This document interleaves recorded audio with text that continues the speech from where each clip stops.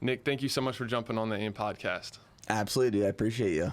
I'm super pumped for this one, but the first question I have for you is how many toenails do you have right now? Actively, man, to be honest, this is probably the most toenails I've had in like 3 years from races. I think having them soak in some salt water recently and get some vitamin D, they're growing back, but I probably have half right now. Like, I think my big toenails, just like, they're never growing back fully. I've just accepted that. Yeah. And there's some that are like growing on top of each other and they're like fully black. My toes are disgusting, man. I think it's a combination of time in the Army and just shoving my feet into boots, and then ultras, marathons. They could definitely benefit just from being barefoot, walking on some grass for like 8 years at this point. I'm really excited for my mom to hear this, because every time I talk about it, and so I played college basketball. The first kind of fitness thing I did outside of my career was I trained for a marathon, and I actually used your program, your 16-week program, which was great. And I knew there was going to be like a learning curve, right? You know, fueling, pacing, all those things that I just never done training for basketball. The thing I didn't prepare for or learn is that I was going to lose like 3 or 4 toenails. And I was like, what is going on? Like, this is crazy. And my mom just has a week, like she gets weak when I talk about it. But I wanted to ask you, because I knew you had a similar experience with your training. Oh, dude, Steph loses her mind, like looking at my toes. And the worst part is, like, you know, we're laying in bed at night, and sometimes my feet like touch her like legs or feet, and she can feel my toenails that are just like all crinkled up and falling off, like scratch hers.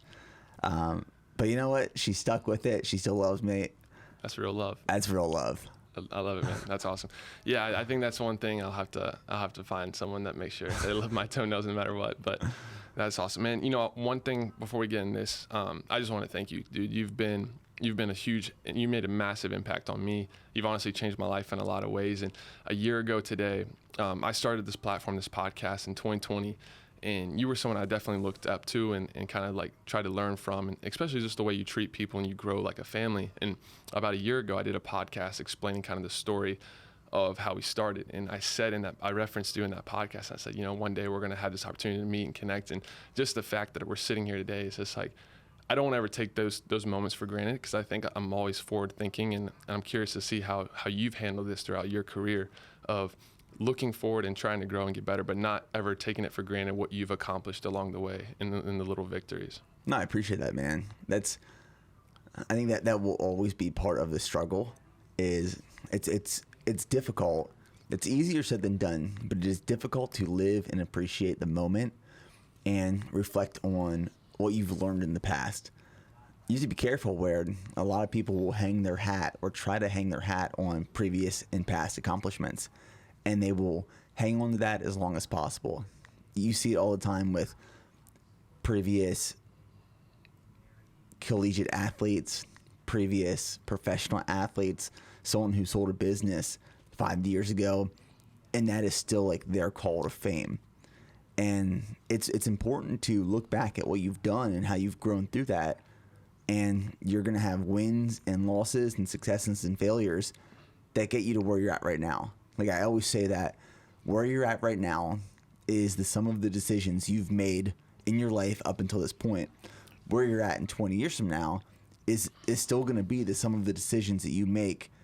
And that result, wherever you end up, you are accountable and responsible for that position, that win, that loss, success, and failure. So Jesse Itzler says it all the time. Like, he is where his feet are at.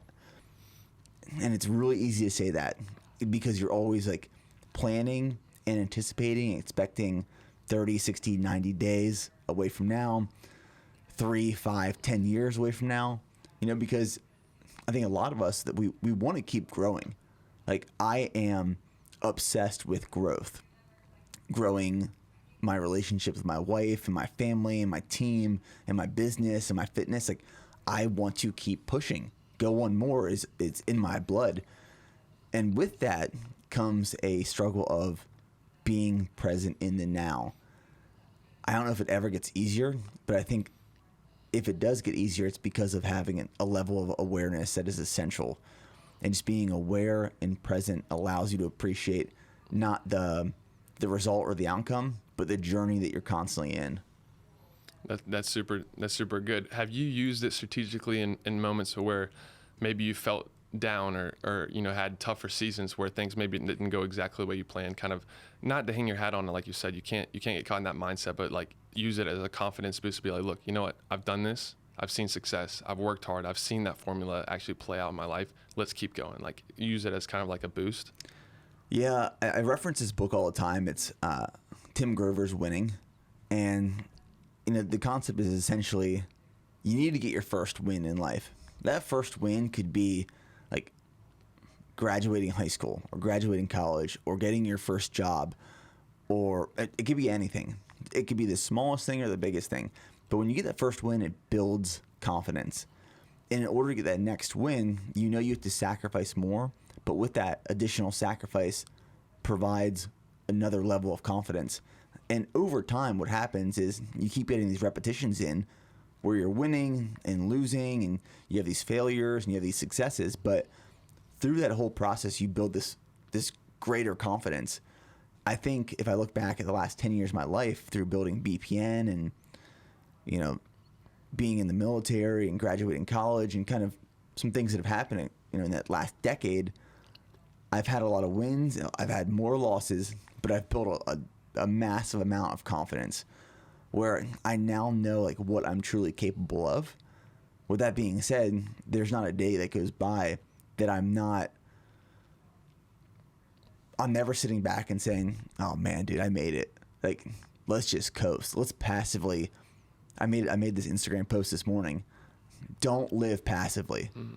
I am never living passively. I walk into my office and I'm constantly critical of what am I not doing that is pushing this team further? What am I not doing that is pushing me further? Like I look at myself and I'm like, shit, I should be doing better. Like I am capable of more. What do I need to do to be able to do more? I'm the most critical person of myself, and I don't know if that'll ever go away, but that is the resistance that forces the fight. That is the resistance that forces the growth. I want to keep fighting for growth. If you're living passively, you're pretty comfortable. You're just like, sure, yeah, let's just hang out here for a little bit. I never want to live passively. I never live passively. As soon as I start living passively, I die. I want to live actively, where when you're living actively, you are fighting for something. And when you're in a fight, there's a risk of losing it. Mm. And if there's a risk of losing it, you need to fight to keep it alive and keep it moving forward. If there's not a risk of losing it, it's probably not important, and it's not of significance. 100%. Is that a mindset that you've always had, or is this something that you've kind of grown and developed as you've grown as a leader, grown as a business person, entrepreneur? Is that have you seen growth over time in the way you think about that or approach it? 100%.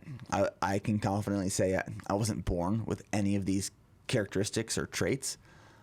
I was raised in a family built off of values and principles. I think I had a really interesting dynamic of a family growing up, where like my dad's side of the family, they were dairy farmers in central Pennsylvania, hardworking individuals. They woke up at 4 a.m., they milked the cows, and then they milked the cows before they went to bed every single day.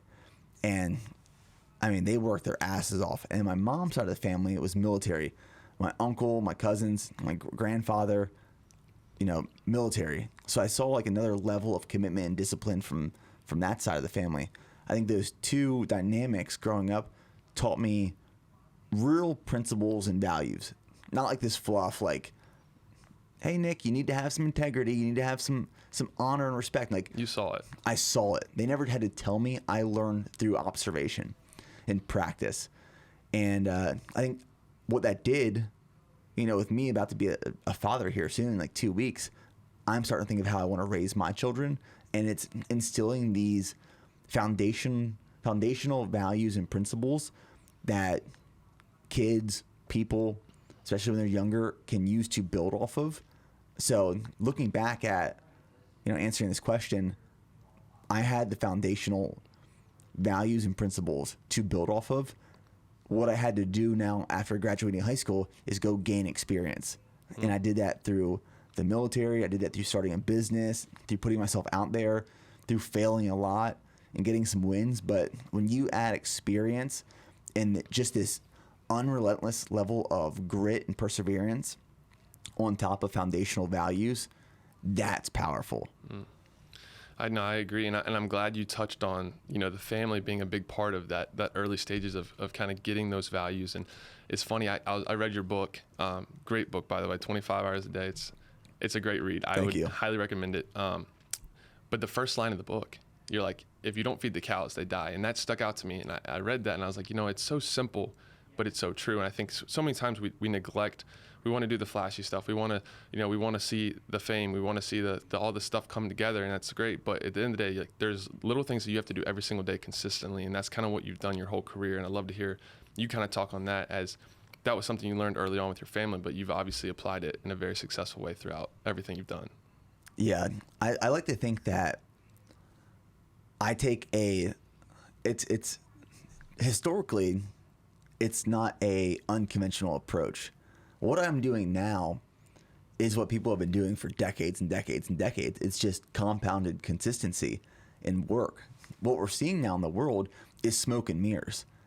Everyone puts on this false perception of what success is, and this is what the life looks like, and especially in the fitness space and the business space, like the VC world, it's all smoke and mirrors. It's a lot of bullshit, and I've never been attracted to that, because going back to the way I was raised by both sides of the family, they taught me what just head down, drive forward, consistency compounds. And I was talking to one of our creatives, Drew Darby, yesterday, actually. We're working on a video, and the video it's this running sequence. But what's really interesting about running for me is that it is directly relatable and applicable to life and business. There's nothing sexy about running. You can make running look sexy and cool and flashy by making an Instagram edit. But the reality is, when I was in my last marathon prep, Monday morning, I woke up and I logged 11 easy miles. And I'll tell you what, there was nothing cool about that. There was nothing cool about that run, or Tuesday's 10-mile run, or Wednesday's track workout, or Thursday's 11-mile run, Friday's 9-mile run, or Saturday's 20-mile workout. There's nothing sexy or cool about that, but it is the work that is required to get from point A to point B and accomplish a goal. That is consistency compounding. Like my running coach, Jeff Cunningham, says, it is better to show up consistently good rather than occasionally great. And too many people are going after the occasionally great, the smoke and mirrors, the sexy and the cool. And where I found success is I'm pretty good at doing the things that aren't sexy and cool, because I have a level of patience that I think is necessary to play the long game. I'm in this thing for 10, 20, 30 years. I will invest time, money, energy, and resources into something that I am passionate about or believe in, truly believe in. I will do that for a decade and get no return, but I know what it's being invested into, where my time, money, energy is going towards. So that's a long way of saying, don't get caught up in this short-term win for long-term failure. When I say failure, it's not that you're gonna lose everything, but like that failure to me looks like substance. Are we going deep? Are we trying to gain substance through depth? And everyone defines success differently. That's just the way I look at it. Is I want to do the right thing that I know is the hard way. 100%. And I think what you see too is that people, you can only fake it, but for so long. Like you can come out and you can put out a great show, but if you're, like you're saying, playing this long game, which makes sense, you're going to burn out. You're going to get tired. It's not going to work. It's going to fail. Like you can't, if you're not doing it the right way, not going at it in the right approach, it's not going to be sustainable. And I think the best way to approach that is, I have people reach out to me on social media all the time. Nick, what kind of business should I start? What kind of, you want me to tell you what kind of business to start? What are you passionate about? What do you love? Experiment, get out there, put yourself out there, try different things. I think way too many people are trying to build a life of success and meaning and passion behind something that means nothing to them. Mm-hmm. And that's hard. It's like, I'm very grateful, and I recognize this. I'm very grateful that I've found something that I'm passionate about, and I've been able to turn into my career. Not everyone has that opportunity. We can all fight for it. We can all try to find it, but too many people, they kind of just take the easy route. They're like, there's nothing out there for me like that. I'm just going to go find this job that I don't love, but I'm going to stick with it for 30 years. And after 30 years, when I retire, that's when I'm going to have the life that I want. You got to show up as your true self. You got to chase things that you actually want, Not that your mom and dad want for you, not that your wife wants for you, not that your friends want for you, not that the people on Instagram want for you. What do you actually want to do? And then do that. Mm. But you got to show up for your true self to really be happy. And I love how you touch on that, because that's something I was curious about. You talk in your book about getting, the early peaks of interest in business, lawn care, construction, different things, and then you kind of got into the health and fitness and it stuck, and you're like, I'm not going to burn out. This is what I love. What was it about that really drew you in, and how did that kind of set your path to do what you're doing now? I think it was a combination. It was like this, all these things came together at like the right time in my life that just made it stick. So like, if I look back at why I kept creating these businesses, I mean, I say businesses, but in reality, like, I was 13 years old. I was putting posters up around my hometown, and I was dragging my lawnmower to all these lawns across town. But I call it a business, right? We didn't have like an EIN. We weren't registered with the state. You were making money? We were making money. Your business. I had this one lawn that was this one customer, if you will. They were paying me $75 a week to cut their grass. And I was like, holy crap. Like, I felt guilty. I was like, I don't know if I should be charging you this much. Like, I feel like I'm robbing you, because all my other, again, customers, if you will, were like charging me $25, $30 to cut their grass. But if I look back at like starting all these things, what I loved from early on was creating. I loved building and creating things, from lawn care to working with my hands and woodworking with my grandfather and selling those things. Cooking, I fell in love with cooking early on. It was like all these little passions that at the foundational core, it was creating something.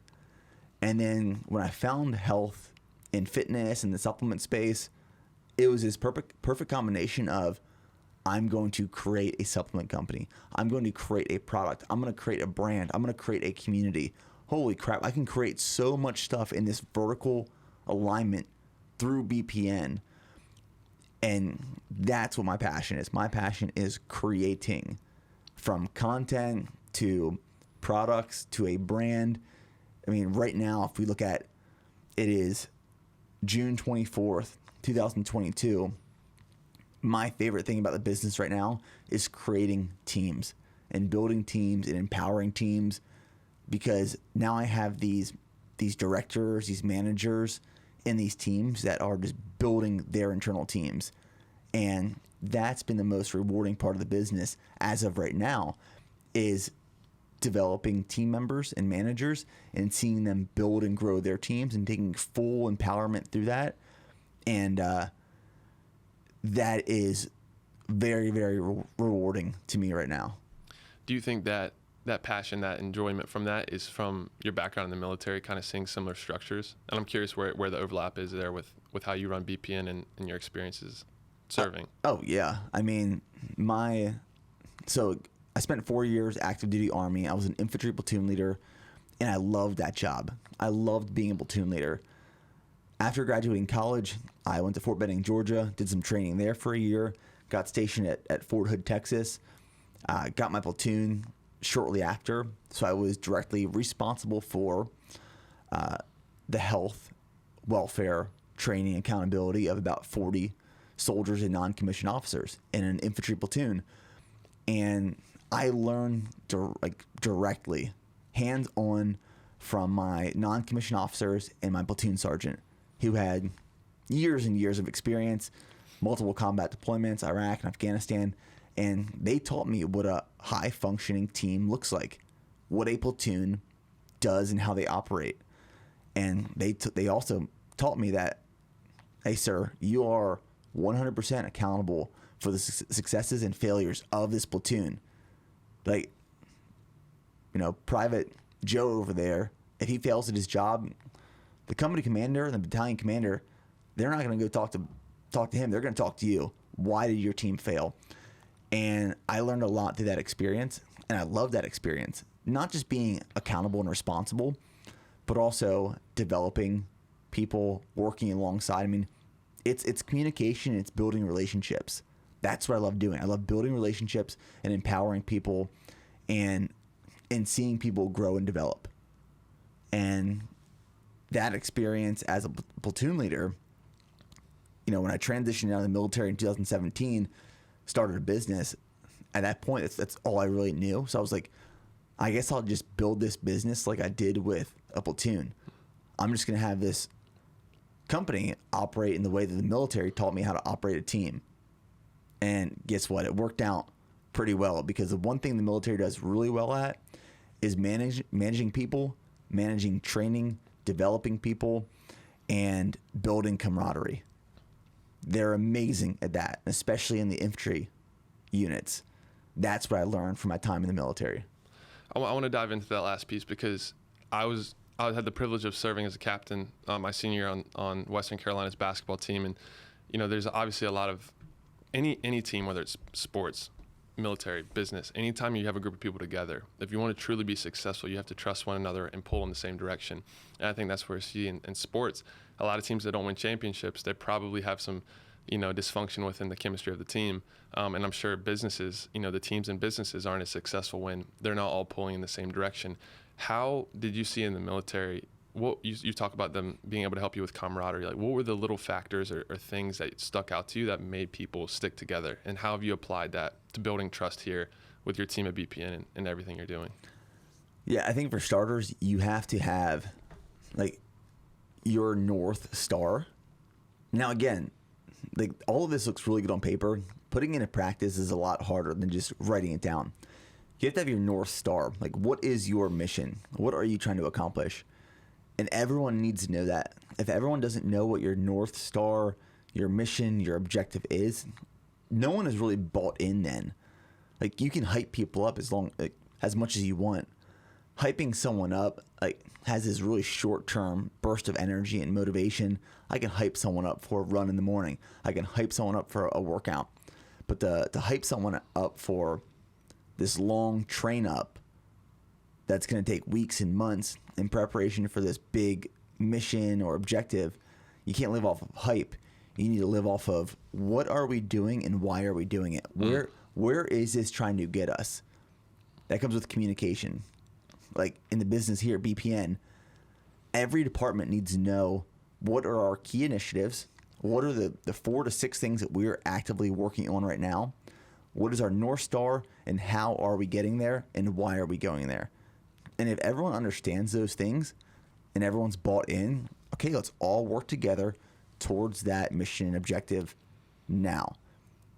Even more importantly is setting expectations with everyone. This is what I expect out of your team. This is what I expect out of your team. This is where we're heading. Let's work towards this together. I'm not trying to control you, but I'm going to give you context of where we're going, what I need out of you, what I expect. And now you operate your team in your lane, and let's all move towards this trajectory. And then as the leader, your job is to make sure everyone is moving. You're just steering and course correcting everyone towards this North Star. I'm not controlling. I'm not micromanaging, but you're just guiding. You're guiding everyone together to get to this one point. That might be 5, 6, 7 departments, or it might be multiple fire teams, and squads in the military. But it all comes down to that is you need to know where you're going and why. I think that makes a lot of sense. And I think when you take it a step further with what that why is, and when you can put together something for the team that's bigger than one person, it's a bigger goal, winning a championship, helping millions of people with this mindset of going on more, like something that people can resonate with and relate to, but also know if their small, quote unquote, small contribution compounded with a bunch of other people's small contributions can actually make a massive impact on people that's way bigger than themselves. How have you guys seen that play out with, obviously I'm sure you have, revenue goals with the supplements, the products you guys are doing on the business side, but just this overall vision of helping more people go one more? Yeah, are you a fan of the author Donald Miller? I haven't read much of Donald Miller. So Donald Miller, we're a big fan of Donald Miller's stuff here at BPN. Highly recommend it if you're trying to build a business, look into Donald Miller's books. But the one thing he talks about all the time is where brands fail is they position themselves as the hero and never the guide. And if we look back at the last 10 years of BPN, what is one thing we've done a pretty good job at? It's positioning ourselves as the guide and not the hero. That's what the Go One More mission is. That's what the Go One More community is. That's how we've built this culture. Is this is where we all want to go, and where that is we want improvement in our life overall. We want to feel better. We want to perform better. We want to have better workouts. We want to be a better husband or wife, a better father or mother, a better friend. We want to build our businesses. We want to get promotions and work. We want to grow. People want to grow, actively grow. We are not going after the passive market. We are going after the active person market. And it is our responsibility to guide people who want to be guided in that path of growth. But as soon as you position yourself as the hero and you think that everyone wants to watch and follow the hero, man, you're mistaken. I had the opportunity to sit with Ben Francis a few weeks ago. He came to BPN HQ, CEO of Gymshark, and I learned a lot from Ben just in those few hours. But one thing he said is there are 3 things that will hold a business back from growth. It's either your product, your brand, or your people. It can be all 3, but typically what's holding you back is if your product sucks, it's going to suck forever. You can't just keep selling a shit product. If your branding is crap, you got to fix it. You need to do a rebrand. You need new logos, new colors, new fonts, like rebuild your website. With brand also comes like look and feel and culture. And 3 is people. If you don't have the right people on the team, you will never succeed. You need the right people on the team. And you're constantly evaluating these 3 pillars in order to move your business forward. I'm constantly evaluating those 3 pillars. And while we're constantly evaluating these, we're keeping in mind we need to be the guide, not the hero. Building a business or building anything, it's like as soon as you can't hyper focus on one thing, because as soon as you hyper focus on one thing, another thing gets left behind. You can hyper focus, but while you're hyper focusing, you have to have a pulse and awareness of everything else going on. You're trying to, like you said, like move this massive, it's like if I'm trying to move this table forward, I'm going to move like maybe one side first and then the other side and then the forward. If I just throw one side forward, well, then only that side of the table is moving. Like you're trying to guide this whole thing to where you want to put it. And it has to be done strategically and deliberately and have awareness of where the walls are at and what the floor looks like. And is there a rug? And, it's just having this pulse all the time. Sure. And I think obviously, this, like your content has been a really cool way to describe this model of like, you're a guide, you're putting out, it's not about you. You're in the content, but you're delivering value. You're helping people, PR their marathons. You're doing all this cool stuff. With your content, how has it evolved over time? And I'd love for you to kind of just talk about really quickly, just documenting the process, why you even started, and then how it's kind of grown and evolved throughout your career through posting content. Yeah. One thing you will notice is I'll never say I in like a social media post or even when I'm talking a video. You'll always hear me say we. Like we are starting this marathon prep next week. I mean, the reality is like, I'm the one that's starting the prep, but my whole team is a part of that journey. The people who are watching those videos are a part of that journey. We are all in this together. There's never an I, it's always a we. I started documenting in 2014 when I first got to Texas because I started BPN in 2012. I quickly realized it wasn't going anywhere. It wasn't growing. I was doing $20,000 a year in revenue at a loss. And when I got to Texas, after doing a lot of military training, my unit at the time was stationed in Germany for an additional 90 days. And I had maybe like $500 left in my bank account. And I was like, all right, what I'm going to do is I'm going to buy a camera for $500. I'm going to go all in, because if I spend my money on this camera, I'm going to be forced to create. At this point in my life, I've tried to create a YouTube channel 2 or 3 other times. I would film a video on my camera or my phone. I'd post it on YouTube. It would get criticized. It would get hate. And I would take the video down and delete the channel. I did that 2 or 3 times. And I just got discouraged by people pushing back against what I was trying to do. Then when I got to Texas, I finally said, you know what? Like, if I actually want to make this happen, I want to fight for it. I need to go all in. So I bought the camera and I just started documenting anything, which was extremely uncomfortable and awkward. You can go back to my YouTube channel and watch these videos. They're cringy. They're horrible. But it's where I started. And I would just film gym workouts and talk about my training and give tips. I would document and film recipes in my apartment here in Central Texas. I would go into Austin and just film a vlog. Again, very uncomfortable, very awkward, very hard for me to do at the time because I wasn't a very outgoing person. But I was putting myself out there. And then I slowly got to a point where like I would bring the GoPro into PT with the military and the Army. And that's where it started, was like I just wanted to start documenting. One is I wanted to share information. 2, I wanted to build a community around my brand. 3, I wanted to build my business, and I wanted to figure out how to do it because I didn't have any money to my name to hire anyone else to help me.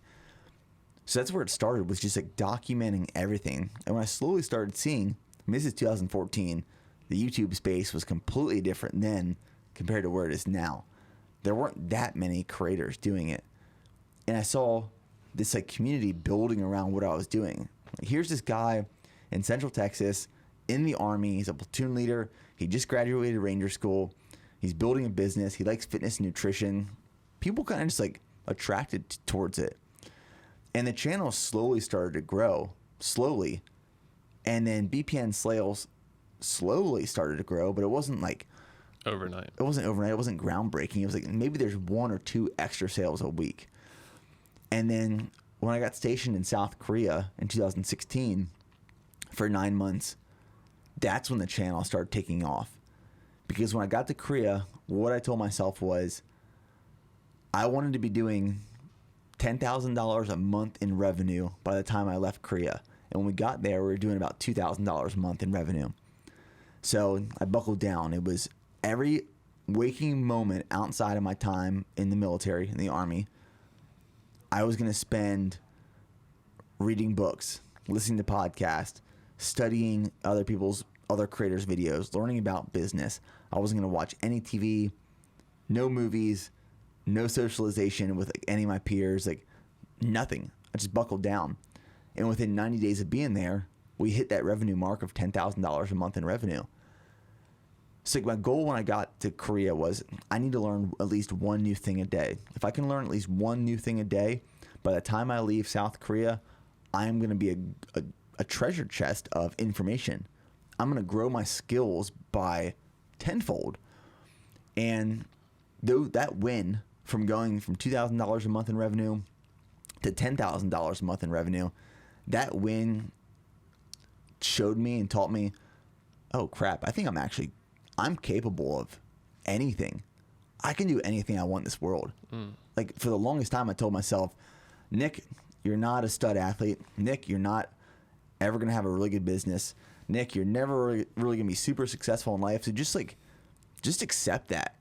Just accept that this is who you are and this is your potential. This is your cap. And I think I finally realized when I was stationed in South Korea, I was like, you know what? I don't know where my potential is. I think it's endless. So let's go all in on this and let's see where we can take it. And I just allowed myself to say like, let's figure this out. Let's see what we can do.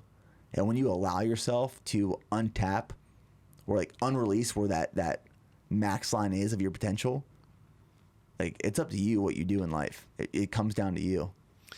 I think people overlook the fact that it really is a decision. It's not some magical thing that has to happen. It's really like an internal desire and decision to say, listen, I'm not gonna accept that. I'm not gonna let the opinions of other people take me down. I kind of break it into like 3 phases. It's like you get your initial idea, your passion, something that you care about, and you start to kind of try to build it. And then, you know, you haven't had proof of concept. You haven't had your first win, whatever. People start to look at you like you're crazy. You're stepping out of line. You're not doing what is normal. And a lot of people that breaks them. But if you can break through that wall in phase 2, and I think that's where you see more exponential growth and the consistency compounding. And then the tides turn, and now the people want to be a part of it. Now they want to come congratulate you. Now they want to text you, FaceTime you. Hey man, good job. I love what you're doing. How have you seen that kind of play out through your journey? And I know you're doing this for a much bigger reason, to serve and help people. So I'm sure it's not like a "ha, told you so." But was there a moment where you're like, I'm gonna make this decision, and I don't care what anybody says? Yeah, I get this question often, actually, and it's a good question. I don't do any of these things because I have a chip on my shoulder. I think there's some people, and it's okay, but some people are like, I'm going to do this to prove you wrong. Mm-hmm. I'm not going to spend any amount of my time doing something to prove someone else wrong. I don't care. Like, I don't care about proving you wrong. I want to prove myself wrong. You know, and I like saying that doubt is only dangerous when you start doubting yourself. When I started BPN, everyone doubted me. Everyone thought it was a joke, like literal joke. No one took me serious.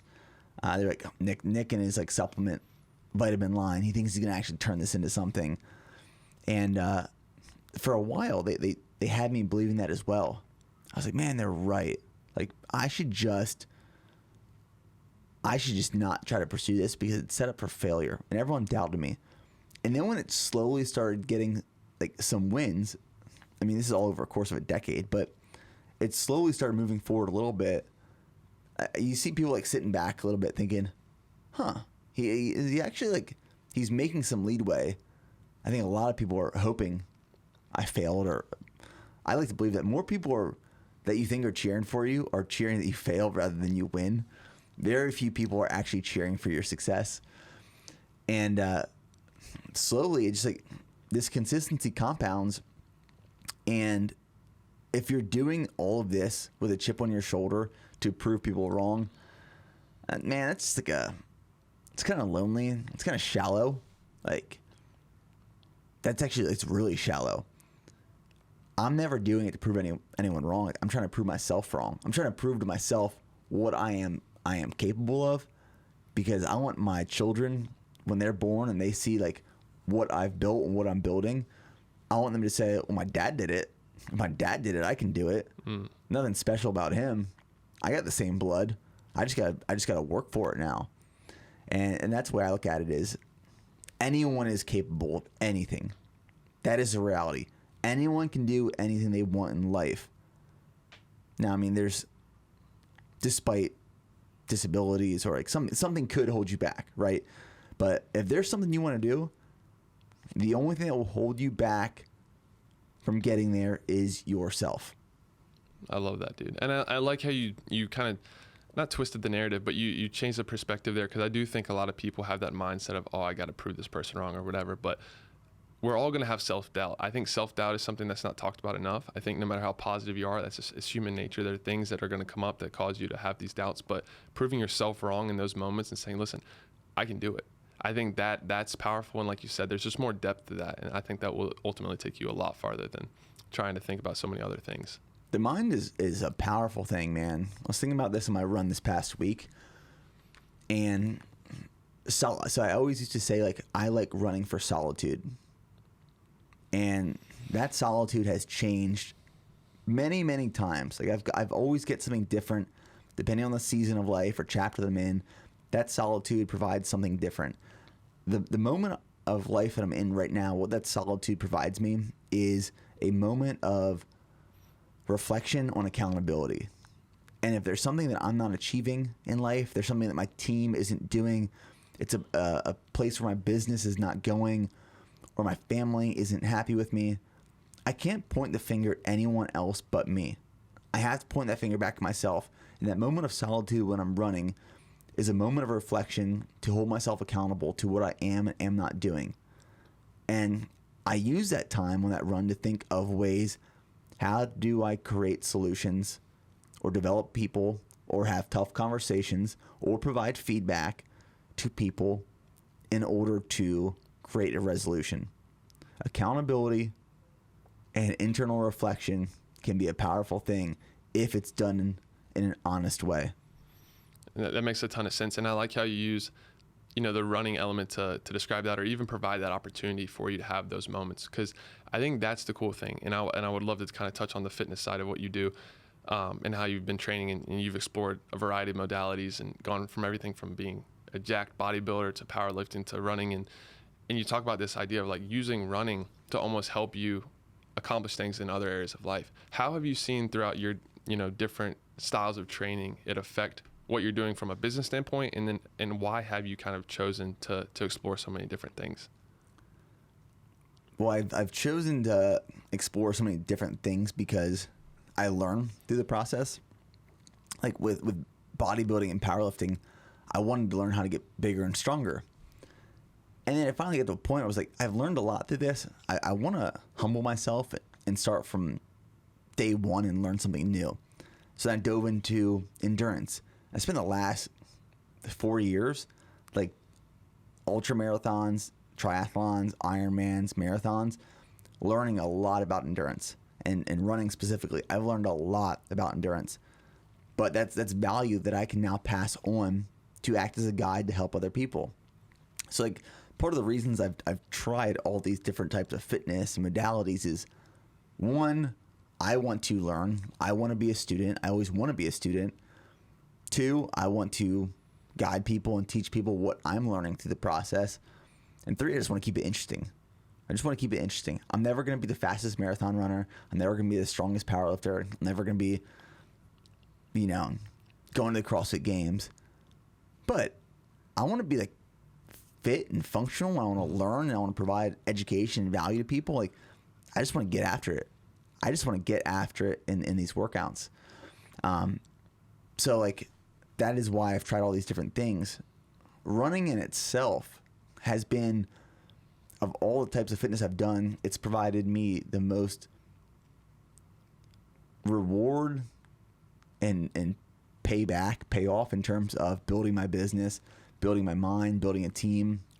Because what running does for me, and I like running for the mental aspect more than the physical, it's that we live in a world where we're constantly distracted.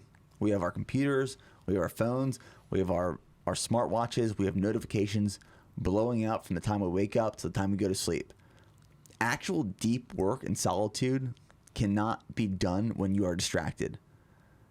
Like, think of it, like you when I was in college and I had to study for a microbiology exam, I would go to the library in the university and I'd take my phone with me and my computer. If I spent 2 hours there studying, you can like bet that an hour of that was spent texting someone or on Facebook or Googling something. You're in and out of it. But in order to really go deep, some of the best writers, the best authors, the best scientists, they do their work where there's no distractions. And for running, there's no distractions for me. I don't take my phone. That's why I don't listen to music. That's why I don't carry my phone on me. It's just like I can get deep into thought. There's no distraction. And I don't actively have to go into this run thinking of something. What typically happens, I'll go out for this run. I'm 1 to 2 miles in.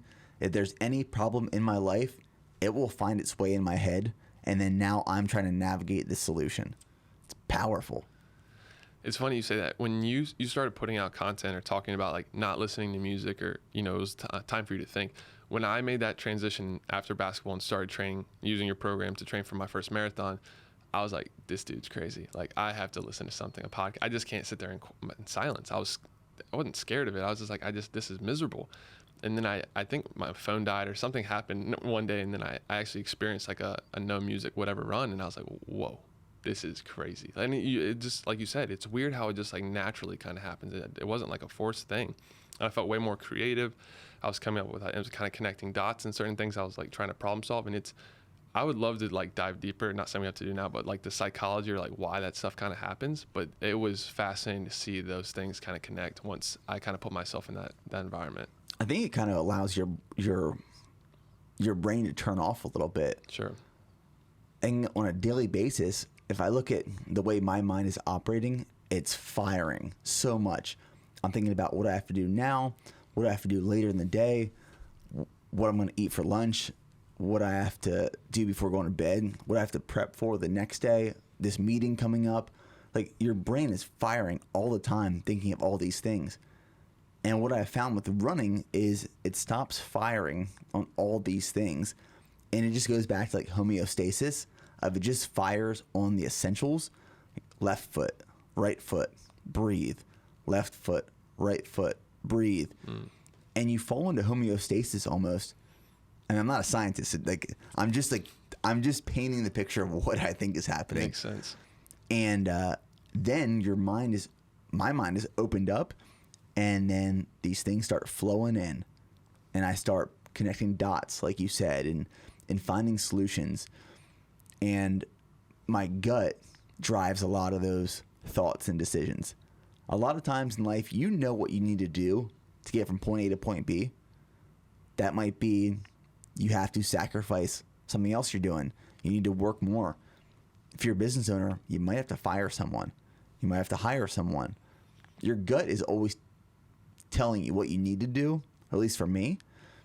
Sometimes when I'm running and I have the solitude, there's no distractions, I'm not, firing on all cylinders, my gut will guide those decisions, and I'll finish a run thinking, you know what, you're right. I need to do X, Y, and Z. And then you just put it into action. It has changed the course of my business and my life. And then for sanity purposes, you still lift heavy weights so you can stay jacked. Oh, if I had to choose between weight training and running, I will choose weight training every day, all day, for all the health benefits. Like, weight training is 100% healthier in a lot of aspects than running. And ultra running is not healthy in any way, but it's healthy for the mind. Mental, yeah. No, I love that. And it's cool to see you've been a big, I would argue, like the pioneer of hybrid training. Like, you've been kind of someone, at least from a public standpoint, just someone that's really kind of put this on the map and really driven a lot of traffic to this style of training. What's that process been like? I know you've kind of experienced so many different modalities, and now you've kind of mixed a lot of them and probably taken stuff you like and whatever. But how has that kind of been a big part of your brand, kind of formulating or pushing this kind of this style of training that a lot of people are gravitating towards? Oh, it's been huge. That's cool. And the best part about it is it wasn't intentional. Yeah. It was just 100% natural and organic. Because I started training for these marathons. And when I started training for these marathons, I didn't want to look like a marathon runner, but I wanted to run like a marathon runner. So I always kept strength training in. And then when I started talking about my training, this was probably, 4-5 years ago, maybe at this point, I just said, it's running and weight training. It's like this combination of both. It's a hybrid. I remember just throwing that out there. And I'm sure, I guarantee people were using this phrase way before me. But I didn't have any intention behind it. I was it's a hybrid training lifestyle and approach. I'm running and I'm weight training. And I saw a lot of people attract to that because a lot of people, they wanted to run. They wanted to keep strength training. They didn't think they could do them together. And it was also a really good time where we were going into lockdown and quarantine. Gyms closed. People wanted to maintain fitness. How are they going to do that? Hey, here's this running stuff. You can run anywhere. Just go out and run. And I think a lot of people found running through that time period. And I think it gives you a great opportunity to educate people on the power of nutrition in your training. Because if you do want to play on this spectrum, that's got to be you got to be locked in, or else it's not sustainable. You're going to get injured. It's not going to work. So I'm sure that's given you a nice little pathway to show the importance of the power of nutrition and what your body needs in order to kind of sustain that type of training as well. Yeah, and I know a lot of people, like, in terms of fitness and reaching their goal, whether that's build muscle, run faster, lose weight, nutrition is always the hardest part for most people. Nutrition for me is always the easiest part. Really? Because I understand and know, like, if I want to go from point A to point B, what's the best way to do that? Control the controllables. What can I control? I can control what I put in my mouth and I put in my body. Okay, when I go to the grocery store, I'm going to buy things that are going to fuel and feed me.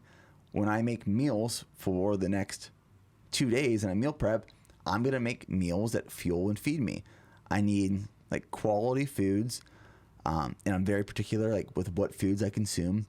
I need the quantity. I need enough protein, carbohydrates, fats.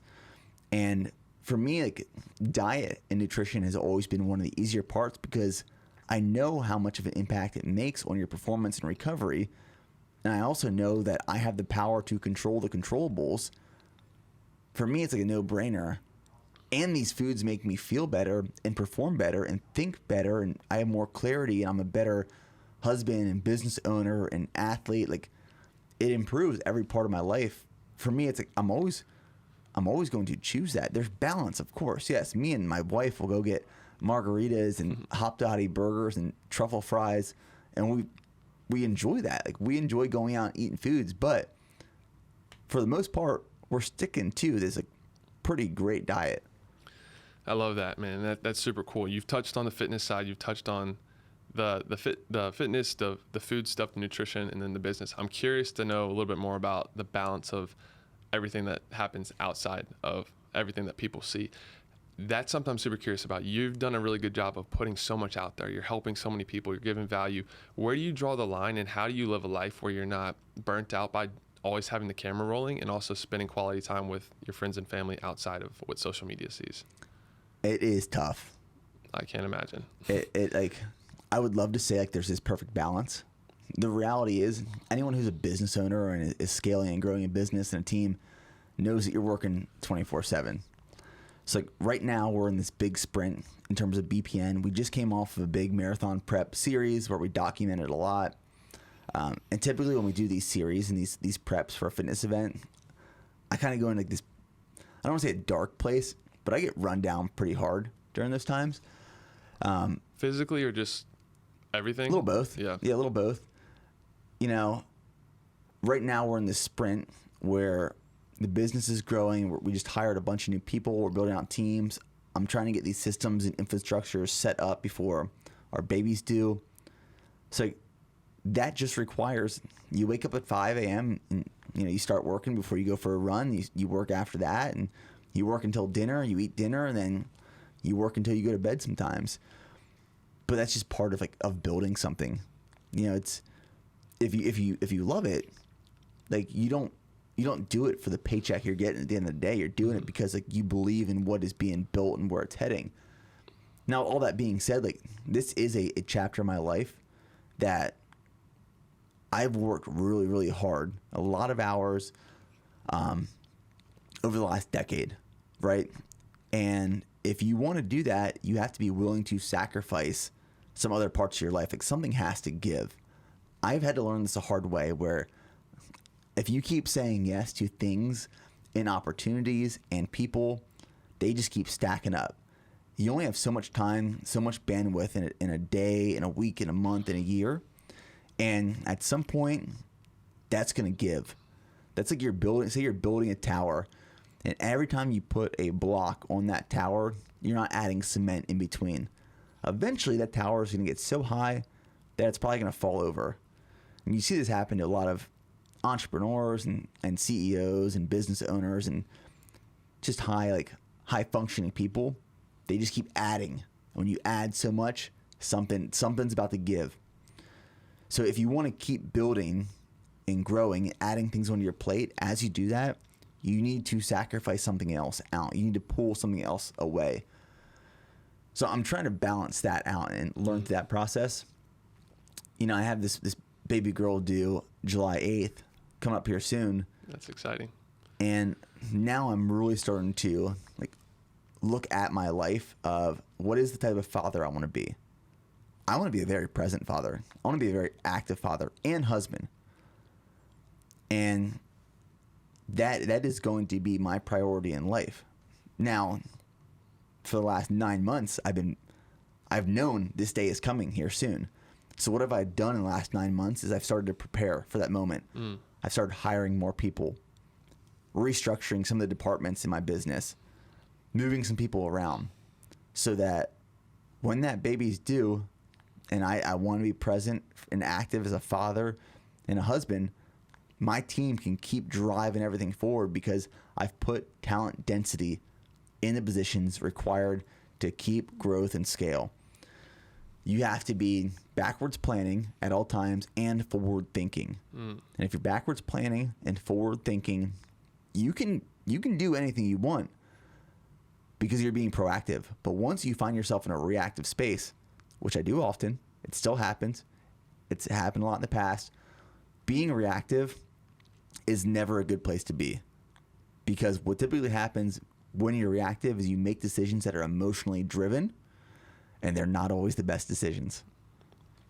Stressful, overwhelming. There's a lot. I'm sure a lot comes with that. Yeah. What are you most excited about being a father? Like, what are some things I'm sure there's a lot. You could probably talk about that for a while, but like, is there one thing that you're just super pumped about that you think is gonna like just be a really, really cool experience? I think just like watching, like I said in the beginning, I like to create things and build things and watch and empower people and watch them grow and develop in their own way. Not controlling, but providing context and guidance. I see that same opportunity with like a family and children. Is like, here's this opportunity for me to lay foundational values and principles like my family did for me, and then guide them in a way that I hope provides them the resources and skills and tools to be successful. And I want to be that mentor, but I want to see them fall and fail. I want to see them succeed on their own, but I want to be a part of that journey with them. And that's like what I'm really excited for, and just seeing someone grow from like 0 to older and building their own life and their family and all that kind of stuff. And I think me and my wife, Steph, are just in this chapter of life now where we're ready.